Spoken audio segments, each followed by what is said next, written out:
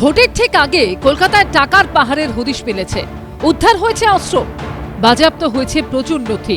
Enforcement directorate সূত্রে খবর, বুধবার সোনাপাপ্পুর বাড়ি সহ 10 জায়গায় তল্লাশি অভিযানে নগদ 1,45,00,000 টাকা উদ্ধার হয়েছে। 2 মাস আগে কাকুলিয়া কাণ্ডে মূল অভিযুক্ত হিসেবে নাম জড়ায় সোনাপাপ্পু, কিন্তু তারপরও তাকে গ্রেফতার করতে পারেনি পুলিশ।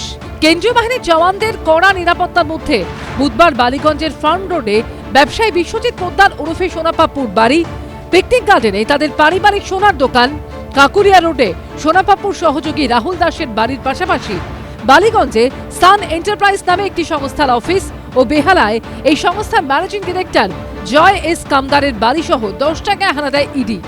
ইডি সূত্রে খবর, বেহালায় সান এন্টারপ্রাইজের এমডি জয় এস কামদারের বাড়ি থেকেই বিপুল পরিমাণ টাকা উদ্ধার হয়েছে।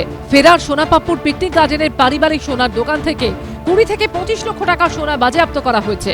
সেই সঙ্গে তার ফার্ম রোডের বাড়ির গ্যারেজ থেকে বাজেয়াপ্ত করা হয়েছে অন্যের নামে থাকা একটি দামি গাড়ি। আমরা দাঁড়িয়ে রয়েছি সিজিও কমপ্লেক্সে ইডি দফতরের নিচে, এবং এই যে গাড়ি আমরা দেখতে পাচ্ছি একটি ফরচুনার গাড়ি, সেই গাড়ি গতকাল রাতে গভীর রাতে নিয়ে আসা হয়েছে এবং এই গাড়ি হচ্ছে সোনাপাপ্পুর পার্কিংয়ে পার্ক করা ছিল।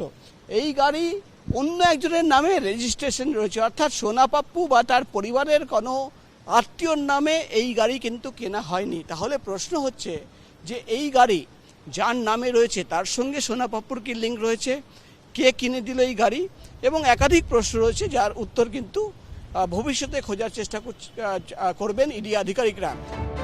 ইডি সূত্রে খবর, প্রায় 1000 পাতার নথি উদ্ধার হয়েছে। তার মধ্যে প্রায় 300 পাতার নথি শুধুমাত্র সম্পত্তি সংক্রান্ত, যা সোনাপাপ্পুর বাড়ি থেকে উদ্ধার হয়েছে। ওই নথিতে 8 থেকে 10টি জায়গায় সম্পত্তির দলিল মিলেছে। এছাড়াও অন্যের নামে থাকা প্রচুর সম্পত্তি সংক্রান্ত নথি উদ্ধার হয়েছে। প্রচুর সংখ্যায় নথি পাওয়া গিয়েছে। প্রায় যেটা জানা যাচ্ছে 239 পাতার নথি, যেটা শুধুমাত্র বিভিন্ন জমির ডিড সংক্রান্ত।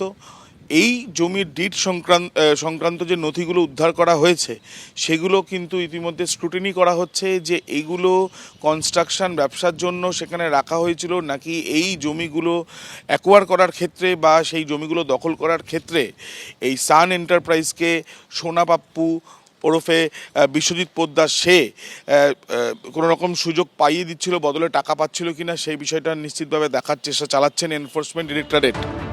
ইডি সূত্রে খবর, সান এন্টারপ্রাইজের ব্যাংক অ্যাকাউন্ট খতিয়ে দেখার পরই বিশ্বজিৎ পোদ্দার ওরফে সোনাপাপ্পুর সঙ্গে যোগসূত্র খুঁজে পাওয়া যায়।